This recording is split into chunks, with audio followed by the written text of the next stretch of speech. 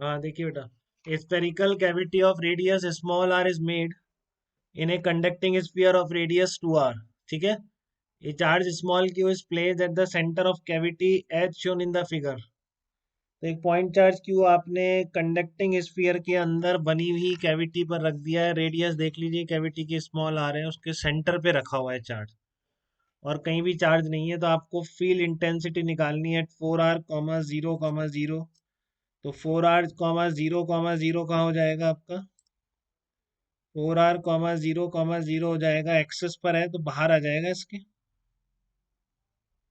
यहाँ कहीं हो सकता है 4r, 0, 0। ठीक है।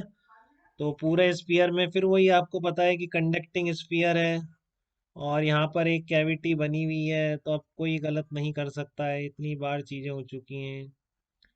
ठीक है कि आपने यहाँ पर सेंटर पर अगर क्यू रख दिया तो अंदर माइनस क्यू होगा, बाहर पूरे पर यूनिफॉर्म प्लस क्यू हो जाएगा। ठीक है ना।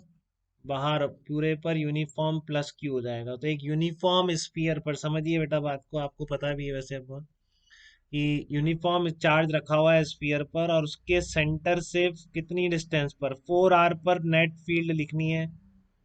तो अंदर क्या है, कैसी कैविटी है, कोई फर्क नहीं पड़ता, आपको बहुत ही क्लियर है ये चीज।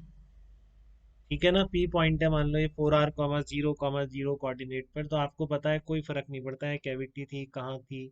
बट आपको पता है ये जो चार्ज है बाहर का, इन दोनों का तो बाहर आएगा नहीं। ठीक है। ये जो चार्ज है बाहर का, ये कितनी फील्ड प्रोड्यूस करेगा? स्फेरिकल चार्ज यूनिफॉर्म सरफेस पर रखा हुआ 2r रेडियस पे, सेंटर से 4r डिस्टेंस पर कितनी फील्ड प्रोड्यूस करेगा? के क्यू अपॉन 4r का स्क्वायर। सही होगा सबका, मेरे को पता है। किसी को दिक्कत होगी तो अभी इसके बाद जरूर बताएगा किसी भी ऑप्शन में। ठीक है ना। अपने आप आ जाता है बिल्कुल क्लियरिटी से, बिल्कुल बहुत अच्छी बात है। थोड़ा भी डाउट है तो वो मेरे से जरूर पूछेगा अभी ये क्वेश्चन खत्म करने के बाद। ठीक है। तो आपका 4r डिस्टेंस पर के क्यू अपॉन 16r² आ गया। अब लिखना है 4r, 0, 0 पर ड्यू टू स्मॉल क्यू। तो मैंने बोला बेटा कुछ भी आए, इस स्मॉल क्यू के कारण आर डिस्टेंस पर हमेशा हमेशा के क्यू अपॉन r² ही प्रोड्यूस होगा। ठीक है ना। उसमें गलती नहीं करेंगे। तो इस पी पॉइंट की 4r, 0, 0 की इससे डिस्टेंस कितनी होगी? 4r plus are. ठीक है। तो कितना आ जाएगा ये? के क्यू अपॉन, बिल्कुल सही जवाब दे रहे हैं बच्चे, के क्यू अपॉन 5r²। ये आ गया के क्यू अपॉन 25r² आ गया। कितना आ जाएगा? के क्यू अपॉन 25r² आपका आ जाएगा। ठीक है। तीसरा मैं आपको बता रहा हूँ, इसने जो पूछा है कि फील्ड एट -r/2, 0 इस कैविटी के अंदर।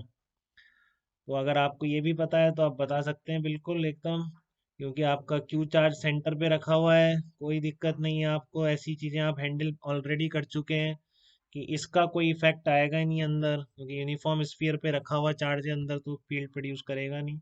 ये भी यूनिफॉर्म है क्योंकि ये क्यू सेंटर पे रखा हुआ है बेटा। अब इससे फर्क नहीं पड़ता है कैविटी सेंटर पे नहीं है, क्या आपको क्लियर है? ठीक है ना। क्योंकि अगर ये क्यू अगर इस स्फेरिकल कैविटी के सेंटर पे रखा हुआ है तो ये minus Q must be uniform. ठीक है ना। क्योंकि यहाँ से आपको बाहर किसी भी डिस्टेंस पर, जैसे इस पॉइंट पे ले लो, के क्यू अपॉन r² प्रोड्यूस करेगा। अब इसको कैंसिल करनी है वो, तो this must be uniform distribution. ठीक है। तो इसलिए माइनस क्यू वाली लेयर भी अंदर फील्ड प्रोड्यूस नहीं करेगी। ठीक है। और इसको अगर मैं क्यू पॉइंट बोल दूं तो क्यू पॉइंट जो -r/2, 0, 0 पर आ रहा है, ठीक है, उस पर फील्ड कितना हो जाएगा? केवल क्यू के कारण बचेगा। तो वो आप लिख सकते हैं, 3 लेयर बनाई थी आपने, 2 बेकार हो गई, एक बची, कितना प्रोड्यूस करेगी? के क्यू अपॉन r/2 का स्क्वायर। तो ये कितना आएगा आपका? 4 के क्यू अपॉन r² आ जाएगा। ठीक है ना। ये आपका 4 के क्यू अपॉन r² आ जाएगा। फोर्थ पॉइंट है आपका field at r/2, 0, 0 due to small q. r/2 कहाँ पर होगा? पॉजिटिव इधर कहीं होगा। तो नेट तो बिल्कुल यहाँ पर सब बच्चों को पता है कि इस पॉइंट पर नेट फील्ड हमेशा 0 है, क्योंकि ये बल्क के अंदर है, कंडक्टर के मटेरियल के अंदर है।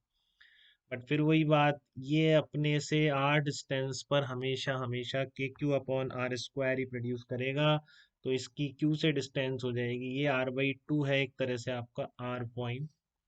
तो मैं लिख रहा हूँ ER किसके कारण, केवल ड्यू टू स्मॉल क्यू पूछा है इसने, तो क्या जवाब होगा आपका, due to small q KQ upon this distance, तो ये है R+R/2। बिल्कुल सही लिख रहे हैं यार बच्चे, R+R/2 का स्क्वायर। बेटा इसने पहले से पढ़ा हुआ है, वो सही करेगा ही सर करेगा, बट जिसने अभी ये सब चीजें देखी हैं, कंडक्टर ऐसा होता है, ये कंसेप्ट से ऐसे फील्ड निकालते हैं, उन बच्चों को बिल्कुल अच्छी तरह आना चाहिए, उनको भी डाउट नहीं होना चाहिए।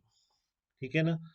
तो ये क्या आ जाएगा, R+R/2, 4 ऊपर चला जाएगा, 9 नीचे रह जाएगा, 4KQ अपॉन, यही आ रहा ना, 2R+4 9R², तो ये आएगा 4KQ अपॉन 9R²। तो इस तरह के आंसर्स होंगे डिफरेंट डिफरेंट पॉइंट पर इस स्पेरिकल कैविटी के कारण। ठीक है, क्लियर है आपकी एक बात। और एक और मैं आपकी शायद सॉल्व एग्जाम्पल में हो सकता है एक और प्रॉब्लम कराना